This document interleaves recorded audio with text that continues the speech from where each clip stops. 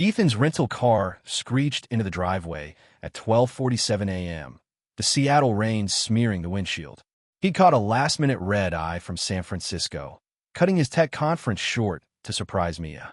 5 years married, and lately, she felt like a stranger, distant, her smiles forced, her phone always buzzing with work. He pictured her face lighting up when he walked through the door. But as he killed the engine, the house loomed dark, silent, no glow from the windows. His stomach knotted. He grabbed his duffel bag and stepped into the drizzle, the chill biting through his jacket. The front door was unlocked. Odd, but Mia sometimes forgot. Inside, the air felt still, heavy. No hum of the TV, no clatter from the kitchen. He called out, "Mia?" His voice echoed, unanswered. Maybe she was asleep. He flicked on his phone's flashlight, the beams slicing through the gloom. Her car wasn't in the garage. At this hour? His pulse quickened. Ethan dropped his bag and moved to the living room, his sneakers squeaking on the hardwood. Something glinted on the coffee table, a wristwatch, gold, oversized with a blue dial and black leather strap. He froze. Mia didn't wear anything like that. He picked it up, the weight foreign in his hand. His mind flashed to Ryan Parker, Mia's boss, flashing that same gaudy watch at a company gala last spring. Ryan, with his slick charm and 2 long handshakes. Ethan's grip tightened. Why was it here? He dialed Mia, his thumb trembling. She answered on the 3rd ring, her voice low, groggy. "Hello. Hey, love. Did I wake you?" He kept his tone light, but his eyes darted to the empty hallway. A pause. "Yeah, I was out cold. What's up?" She yawned, the sound rehearsed. Ethan stepped into their bedroom, the bed untouched, sheets flat. "You at home?" "Of course, Ethan. Where else would I be at 1 in the morning?" Her words were smooth, practiced. He swallowed, his throat dry. "Just checking. Miss you. I'll be back Sunday like planned." "Miss you too. Night, babe." She hung up fast. Ethan stood in the dark, the phone still warm in his hand. She lied, effortlessly. His chest tightened, not with pain, but with a cold clarity. Mia wasn't here. Her car was gone. Ryan's watch was on their table. The pieces clicked together, sharp and brutal. He sank onto the edge of the bed, the watch still in his fist. He could confront her now, call her back, demand answers. But that would give her a chance to spin more lies. No, he needed something bigger. Ethan set the watch down and pulled out his laptop. The screen's glow harsh in the dim room.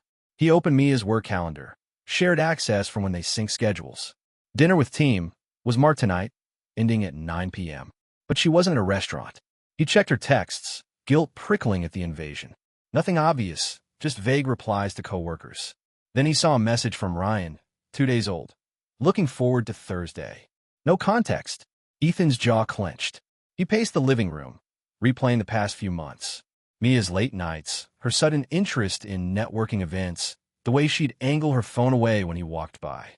He'd chalked it up to stress, her new promotion. But now, Ryan's watch screamed the truth. Ethan stopped, his reflection faint in the patio door. He wasn't the type to rage or break things. At 32, he'd built a life on logic, coding software, solving problems. This was a problem, and he'd solve it. By 2 a.m., Ethan had a plan. He wouldn't yell or beg. He'd expose her, let her own choices bury her. He opened his contacts and started typing. First, Mia's parents, Linda and Tom, who live an hour away in Tacoma. He'd invite them to a surprise tomorrow night, a fake celebration for Mia's volunteer work with a local food bank. She'd helped once, years ago, enough to sell the story. Next, Chloe, Mia's best friend since college, always quick to snap photos at gatherings. Her presence would ensure evidence. Then came the big move, Lauren, Ryan's wife. Ethan had met her once at that same gala. She'd seemed kind, overshadowed by Ryan's loud charisma. He'd call her tomorrow, spin a tale about honoring both Mia and Ryan for their leadership. If Lauren showed, Ryan's world would crack alongside Mia's. Ethan's fingers hovered over the keyboard. This wasn't just about hurt, it was about truth. Mia thought she could play him, that he was still in San Francisco, oblivious. She was wrong. He leaned back, the watch catching the laptop's light. He could almost hear Ryan's laugh, see Mia smile as they thought they'd gotten away with it. Tomorrow, they'd walk into a trap. Ethan closed his laptop and stared into the dark. The house felt hollow, a shell of the life he'd thought they had. But he wasn't broken, not yet. He'd sleep, recharge, and execute. Mia and Ryan would face the consequences, and he'd make sure everyone saw it. Ethan woke at 6 a.m., the gold watch on the coffee table glinting like a taunt in the gray Seattle dawn. Mia's lie from last night echoed in his head, her sleepy voice claiming she was home while he stood in their empty bedroom. He wasn't angry, not anymore. Anger was too loud for what he felt, a cold, surgical resolve. Today, Mia and her boss, Ryan, would walk into a trap of their own making, and Ethan would pull the lever. He brewed coffee. The machines hummed the only sound in the silent house. His plan was simple but precise. A fake surprise party to expose Mia's betrayal in front of her parents, her best friend Chloe, and Ryan's wife, Lauren. No shouting, no accusations, just the raw truth, undeniable, in front of everyone who mattered.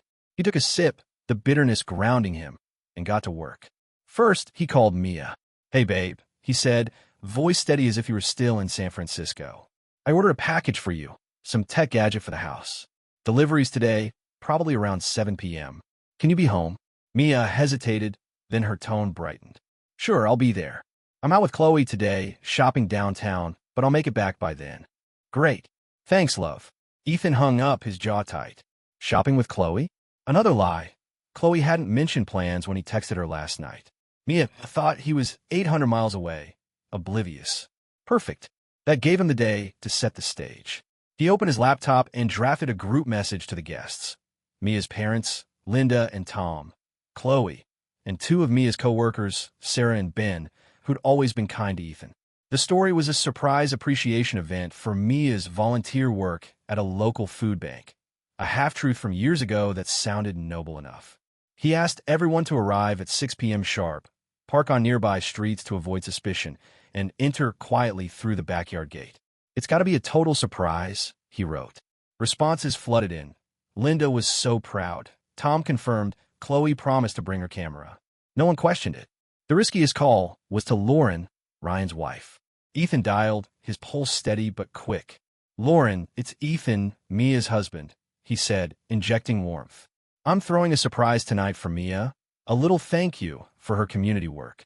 But there's a second part, a nod to Ryan for mentoring her at the agency. I know he's traveling, but I got him a ticket to come back early. Don't tell him I told you. It's a double surprise." Lauren laughed, soft and genuine. "Oh, Ethan, that's so sweet. Ryan didn't mention anything, but he's always full of surprises. I'll be there." "What time?" 6 p.m., backyard entrance. "Keep it quiet for the full effect." He hung up, exhaling. Lauren's presence would be the hammer. If Ryan was there with Mia, Lauren's reaction would shatter their facade. Ethan moved fast. He drove to a nearby grocery store, grabbing chips, dips, sodas, and a tray of cupcakes. Nothing fancy, just enough to sell the party vibe. Back home, he set up a folding table in the backyard, stringing up battery-powered fairy lights for ambience. He tested the patio door slide, ensuring it would open smoothly at the right moment.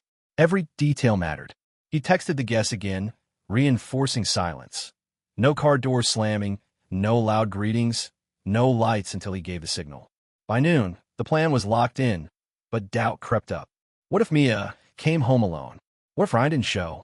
Ethan pushed the thoughts aside. The watch, Mia's lie, her work dinners, the evidence was enough. He checked Ryan's LinkedIn. A post from yesterday bragged about a big Seattle pitch. No mention of travel. Another lie, this time Ryan's. They were in this together, and Ethan was betting they'd use the empty house tonight. He called Chloe separately. "Bring your camera," he said. "Mia deserves to see this moment captured." Chloe, always eager for a photo op, agreed without hesitation. Ethan knew her footage would spread the truth faster than any argument.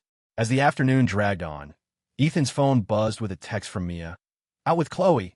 Might hit a happy hour. Home by 7 for the delivery." He smirked. Chloe was at work. Ethan had confirmed it. Mia was covering her tracks, likely with Ryan. He replied, "Sounds fun. See you Sunday." Let her think she was safe. At 4 p.m., he walked the backyard, double-checking the setup. The table was ready, chairs aligned, lights dim but warm. He stood in the hallway, phone in hand, testing the camera's angle through the patio door's curtain gap. It would catch everything the moment Mia and Ryan walked in, oblivious, straight into the spotlight. His heart thudded, not with fear but anticipation. This wasn't about revenge. It was about clarity. Mia had chosen to lie, to bring another man into their life. Ethan would give her what she didn't expect, an audience. The guests would start arriving in 2 hours. Mia would be back by 7. The stage was set, and the curtain was about to rise. The backyard lights cast a soft glow as Ethan crouched in the hallway, phone in hand, camera ready. It was 6:45 p.m., and the Seattle dusk hung heavy with tension. Mia thought he was in San Francisco, thought the house was hers to slip into with Ryan. But the guests, her parents, Chloe, Ryan's wife Lauren, and co-workers Sarah and Ben, waited silently in the backyard, believing they were here for a celebration. Ethan's pulse hammered. This was it. The moment truth would burn through Mia's lies. The first guest had arrived at 6 p.m. sharp, parking blocks away as instructed. Linda and Tom, Mia's parents, tiptoed through the backyard gate, whispering their excitement for Mia's volunteer tribute. Chloe followed, camera slung over her shoulder, eyes bright with anticipation. Sarah and Ben, Mia's co-workers, arrived next, exchanging quiet smiles, unaware of the real script.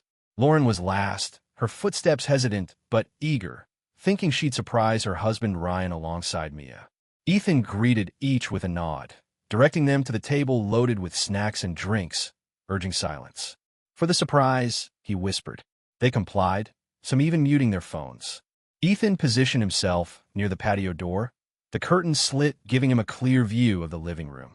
His phone was set to record, the battery full. He'd tested the door's slide a dozen times. It would open without a hitch. The plan hinged on timing. Mia had texted at 6:30, back soon, grabbing coffee. Another lie. Chloe, standing in the backyard, hadn't seen Mia all day. Ethan's grip tightened on his phone.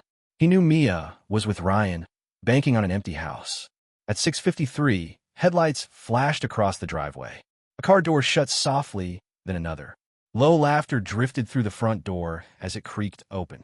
Ethan's heart slammed against his ribs, but his hands stayed steady. Mia stepped inside first, tossing her keys onto the couch. Ryan followed, his arm brushing her waist, their voices hushed but giddy. Told you we'd have the place to ourselves, Mia murmured, her laugh light. Reckless. Ryan chuckled, loosening his tie with a practiced flick. Ethan waited, letting them move deeper into the living room. Mia kicked off her shoes, her movements casual, as if this was routine. Ryan leaned in, his hand grazing her arm, their faces close. The guests in the backyard were frozen, some peering through the glass, still clueless but sensing the shift. Ethan's thumb hovered over the record button. He needed the moment to be undeniable.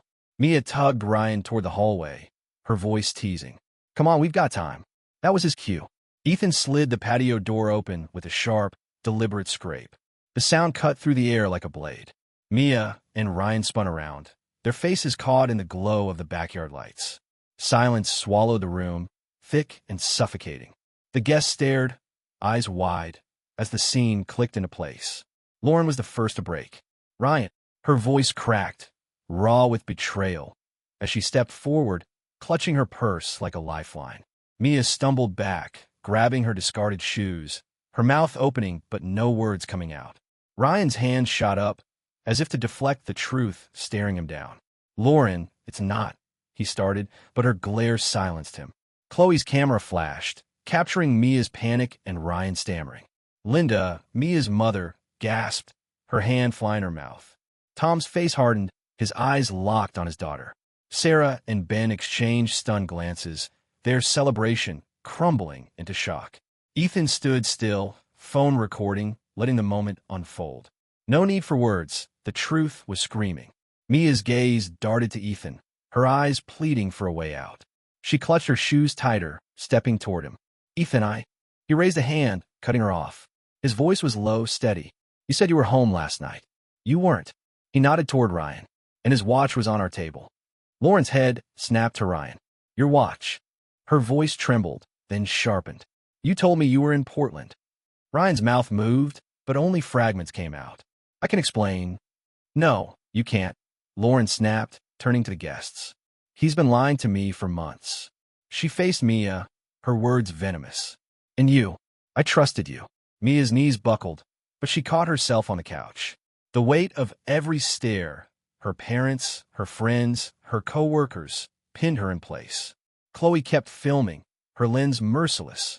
Ethan lowered his phone, the footage secured. He'd done what he came to do. Expose them, raw and unfiltered, to the people they deceived. The backyard crowd began to stir. Linda turned away, tears streaming, unable to look at Mia. Tom grabbed his wife's arm, guiding her toward the gate without a word. Sarah and Ben backed away, murmuring apologies to Ethan as they fled the scene. Lauren stood rooted, staring at Ryan, her hurt morphing into resolve. "We're done," she said, and walked out, her footsteps echoing on the gravel. Mia sank onto the couch, head in her hands. Ryan hovered, useless, his charm evaporated. Ethan stepped forward, his voice calm but final. "You thought I wouldn't find out. You were wrong." The trap had sprung, and the fallout was just beginning. Mia sat crumpled on the couch, her shoes clutched like a shield, as the backyard emptied of guests. Ethan stood by the open patio door, the Seattle night air sharp against his skin. The surprise party had shattered her lies, exposing her affair with Ryan to her parents, her friend Chloe, and Ryan's wife, Lauren. Chloe's camera had caught every second, and now the truth was a wildfire, unstoppable. Ethan's phone, heavy with the recorded evidence, sat in his pocket. He didn't need to say more. The silence was deafening. Lauren's departure had been the first domino. Her words to Ryan, "We're done," hung in the air as she stormed out, leaving him pale and stammering. Mia's parents followed, Linda's sobs trailing behind Tom's rigid silence. Chloe, still gripping her camera, hesitated, her eyes flicking between Mia and Ethan. "I didn't know," she whispered to Ethan, then slipped out, the gate clicking shut behind her. Sarah and Ben, Mia's co-workers, were already gone, their shock carrying them away into the night. The backyard table, with its untouched snacks and flickering lights, stood as a mocking reminder of the celebration that never was. Ryan took a step toward Mia, his voice low, desperate. "We can fix this. Tell them it was a mistake." Mia's head snapped up, her voice cracking. "Fix this? They saw us, Ryan. My parents, Lauren, everyone." She turned to Ethan, her eyes pleading. "Ethan, please let me explain. It wasn't supposed to happen like this." Ethan's gaze was steady, unyielding. "You had a chance to tell the truth last night.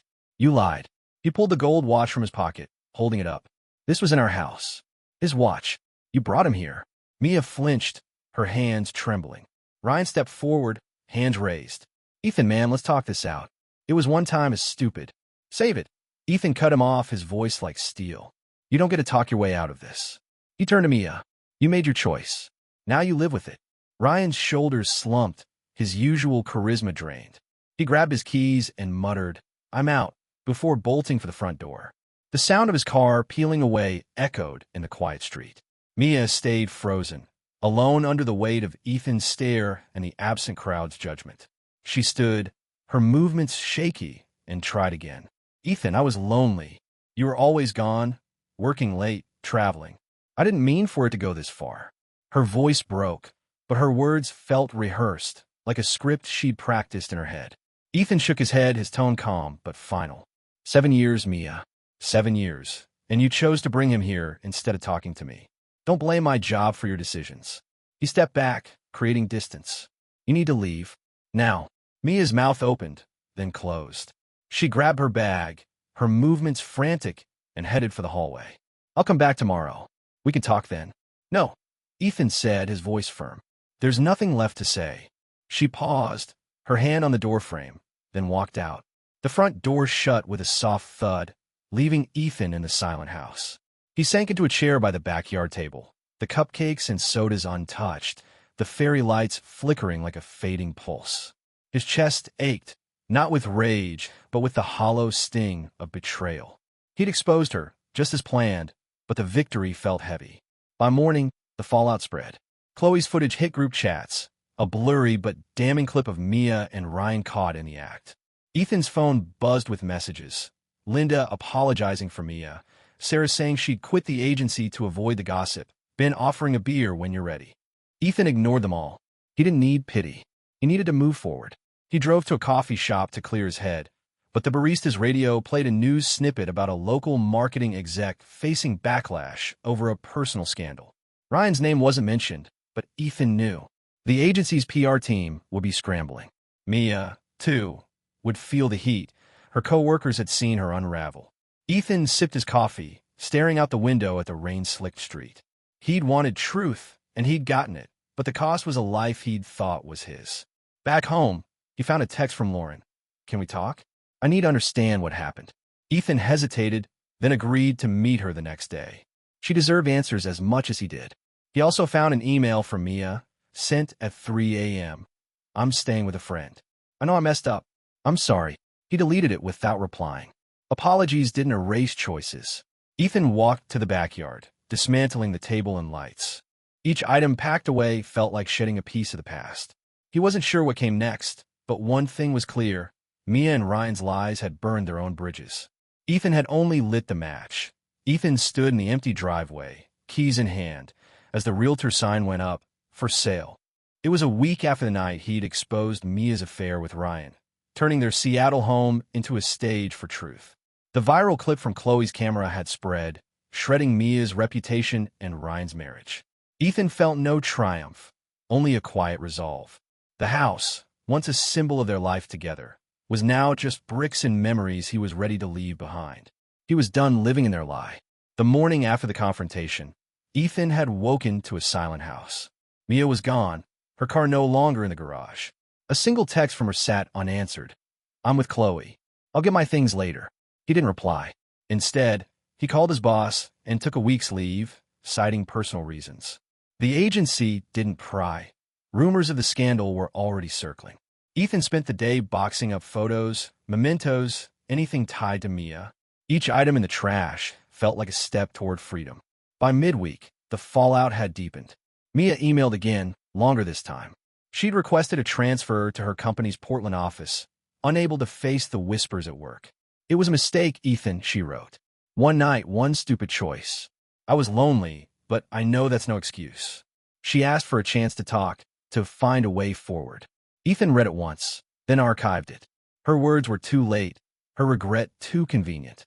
He'd given her 7 years to be honest. She'd chosen Ryan instead. Lauren, Ryan's wife, reached out next. Her text was brief. "Coffee? I need to talk." Ethan agreed, meeting her at a quiet cafe near Pike Place Market. Lauren sat across from him, her hands wrapped around a mug, her eyes tired but clear. "I kicked Ryan out," she said. "He's staying in a hotel, begging to come back, but I'm done." She paused, then added, "Thank you, Ethan. I was blind until you opened that door." Ethan nodded, stirring his coffee. "I didn't do it for you.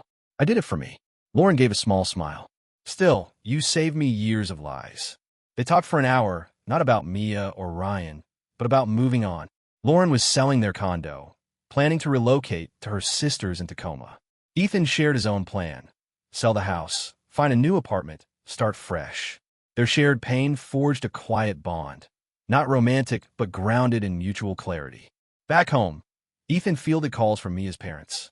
Linda's voice trembled, apologizing for Mia's actions. "We raised her better," she said. Tom was gruffer. "You didn't deserve this." Ethan thanked them, but kept it short.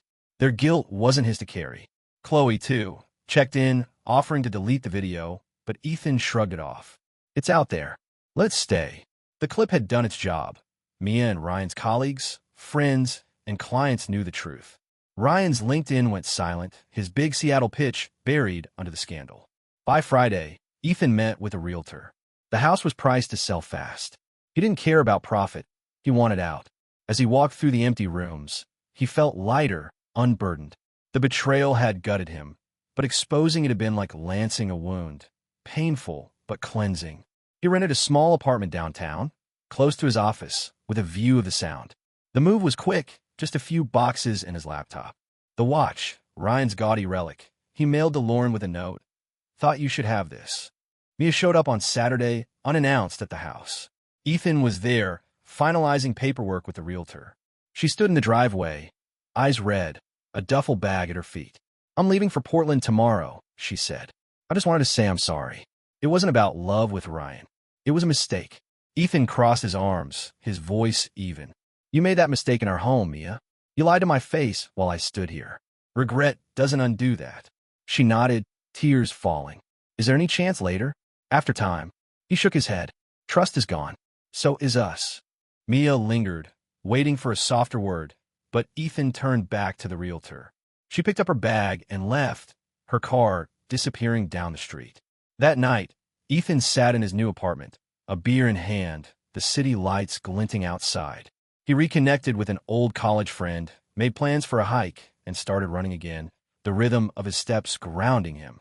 The pain lingered, a dull ache, but it no longer controlled him. He'd exposed Mia and Ryan not for revenge, but for clarity, a gift to himself. With every choice now, where to live, who to trust, he felt a new strength. The truth had broken him open, but it also set him free.